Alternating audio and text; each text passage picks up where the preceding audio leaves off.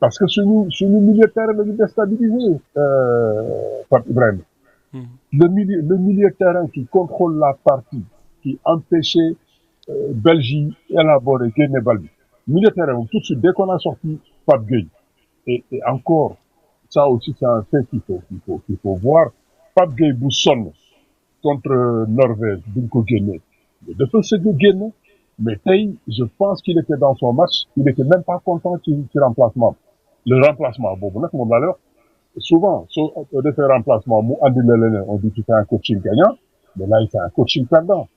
tout de suite bi Lamine Camara duggee première balle il fait une faute il prend un carton taxawaay ba jeng na milieu terrain ba yàqu na parce que Lamine il joue avec le frein à main Belgique dolli seen milieu terrain ñoom densifié ko ñu déstabiliser et ça c'est très tôt après nga dem pour corriger loolu lan nga war a andi benn moment les gens sont en train de souffrir ci axe central bi mais andil foofu deret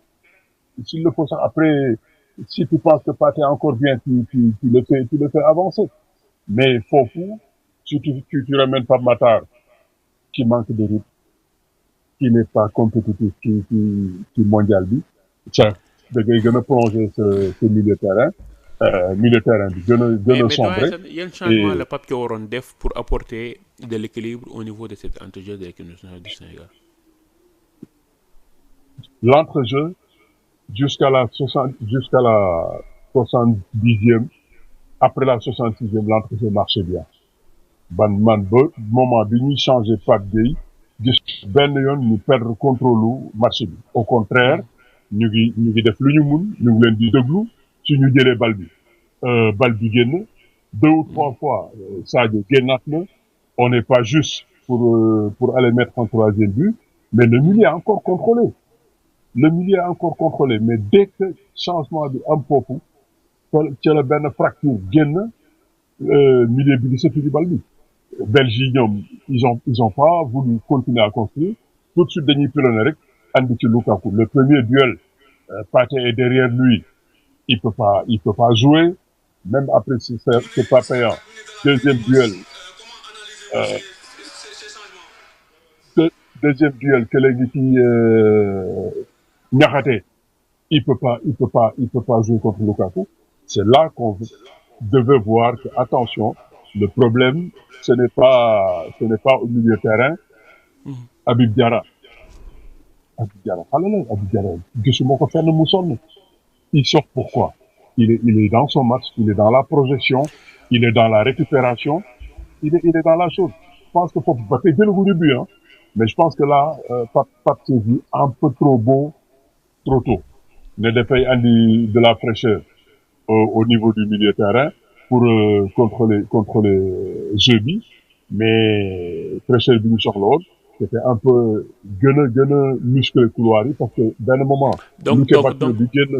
donc est-ce que les changements de Pape Thiaw ne sont pas programmés est-ce que ils ne sont pas des changements programmés. xaw ma ndax c'est programmé mais c'est pas judicieux en tout cas lenn rek moo am Pape dafay am coaching gagnant wala coaching perdant. Sur les changements le coaching était complètement perdant parce que comme je dis quand Doku est sorti Luke Bakio ñëw foofu la ñu soxla dolli deret dolli fraîcheur parce que moom tamit 2 ou 3 fois mu ngi malmené Ismaël Jakobs mu ngi sax tenté di andi bal bi foofu la waroon ñëw la preuve comme je dis le but de Lukaku c'est parce que côté boobu ci Ismaël Jakobs il y a pas eu de soutien il y a pas eu de soo nanga dem xoolaat action bi mu ngi jógee ci défense su Belgique il joue sur leur côté gauche Ibrahima Mbaye def benn course de 30-40 mètres ñëw resserré donc arrière gauche bi mënul génn foofu ñu demat ci Luke Bakio ba ñuy passe foofu maa ngi xool kan ma war a dellu si kan ma war a replacer wu pour mun a jàppale Ismaël Jacob mais il y a eu défaillance foofu ci replacement foofu moom défaillance et une deux bi génn Luke Bakio meunier Lukaku jot ci pour dugal benn but tout de suite bi duggee nag suñu sérénité yëpp yàqu bon bi duggee j'ai vu à mon avis dem na sax ba préparer Koulibaly ak Antoine Mendy bañ koy wax mais le temps ñu koy wax beneen bal bu jógee à gauche ñu centré grosse faute de main de Mori et voilà au niveau ne pardonne pas ku amul dara nga jël may ko dafay day jël équipe belge bi Fatou Ibrahima démb mosuma am degré fit comme ni ma degré fit démb j'ai dit duñu munal def dara équipe bi belge bi mënuñu ko def on les bat 3-0 kenn du yuuxu au scandale on mène 3-0 kenn du yuuxu au scandale mais malheureusement après on leur offre 2 buts après derrière en prolongation suñu manque d'expérience feeñ même bi ñu jëlee deuxième but wala benn but foofu ngay xam nag mais suñu jeunesse bi tamit des na maturité mais après le but de Lukaku ban taxawaay la équipe Sénégal waroon am pour ne pas encaisser le deuxième but. day andi cassure day andi cassure remplacement boobu mu bugg a def pour andi Antoine mi am doole andi Koulibaly mu am doole pour combat avec Lukaku continuer da ngay arrêter def changement boobu ñële freiné waat mais xoolal espace yi 86e 89e c'est dans l'espace de 3 minutes moment bi ñu tergiversé ci changement boobu ci la ñu jëlaat beneen bi parce que benn moment foofu loo mun ci wax manque de métier de Pathé Ciss day feeñ parce que lépp lu jóg ci duel Lukaku gagné na leen amul benn bu ñu mën a xaar moom su leen wéeroo du ñu jouer su jógee ci kaw c'est lui qui joue donc foofu ngay tout de suite ngay comprendre attention fii mu ngi yànq nga andi doole bon après il ne le fait pas ba jël deuxième but il a fallu ñu dem ba prolongation nga door a andi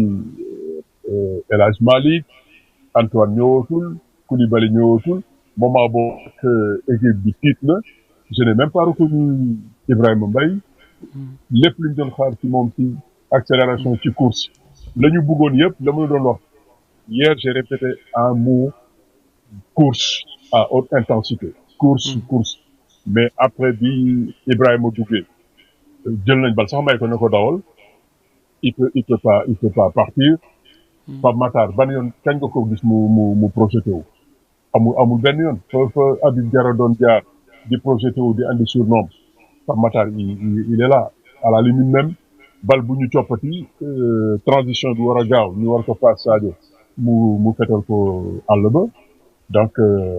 là après un ressort s'est cassé le ressort nag il s'est cassé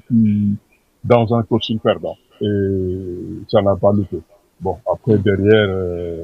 voilà Lamine Camara n'est jamais rentré dans son match l'arbitre aussi à mon avis siffle un penalty qu'on aurait pu nous épargner parce que après accrochage bi waa ji jotaat na dal bi am na avantage jël na temps yëpp dóor na mu dal ci transversal bi je pense que foofu je sais pas VAR bi mënoon parce que même bu koy woo la preuve c'est pas évident. mais doyen itam ñu déggandoo la réaction de Pape Thiaw après le match. Donc okay. Voilà, on est éliminé, ça fait mal, c'est sûr. Après voilà, faut féliciter l'équipe qui a tout donné, mais malheureusement on n'a pas pu gérer quand on menait 2-0 et après une fois qu'ils sont revenus, c'était pas facile. Après le penalty, bon, ça peut se commenter, voilà, chacun son interprétation et moi je veux pas rentrer dedans, donc voilà, faut féliciter l'équipe de Belgique qui est passée et nous, voilà, on s'arrête là. L'équipe adverse a éliminé. Performant et bon. Bon, je pense que bon, écoutez, parce qu'il y a des moments, on avait des problèmes physiques, donc il y avait des joueurs qui étaient fatigués, qui pouvaient plus aller, donc on était obligé de faire des changements. Et voilà, après une fois qu'on perd, on peut pas dire que c'était payant parce que quand même on a eu l'avantage. Maintenant, voilà, faut accepter, c'est le football. Dans la scène Pape Thiaw mi ngi wax il y avait des problèmes physiques il y avait des choses yoo xamante ne mënuñu woon tenir match bi. li mu njëkk wax dafa ne on n'a pas pu gérer. Pourquoi on n'a pas pu gérer? Parce qu'on a été déstructuré. On n'a pas pu gérer. Tu fais un premier changement ou deux premiers changements chez des joueurs qui sont pas fatigués. d'accord. Maintenant, après, à un moment, avec les deux changements, tu perds le fil, le contrôle du match, parce qu'après, contrôler tout une partie. Bien que Belgique a le but, mais nous, on ne contrôle plus la partie. Derrière, après, voilà, d'autres sont fatigués. C'est maintenant que tu fais le changement. Alors que, pour moi, je sais pas, Pape, je pense qu'il est allé un peu trop vite en besogne. Parce que 66e minute, wax dëgg yàlla, benn yoon, parce que su fekkoon à la 66e minute, Belgique a ngi poussé, jël possession bi, Mori di jàpp, corner yi di bëy, ñu xam ne attention, on est dominé, on est malmené. Mais loolu yëpp amul. Ba 66e minute, on est encore les plus dangereux.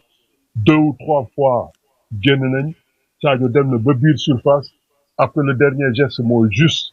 ñu yokk 3e but. Malheureusement, on manque de justesse et d'efficacité. Donc, jusqu'à la 66e minute, rien ne s'impose.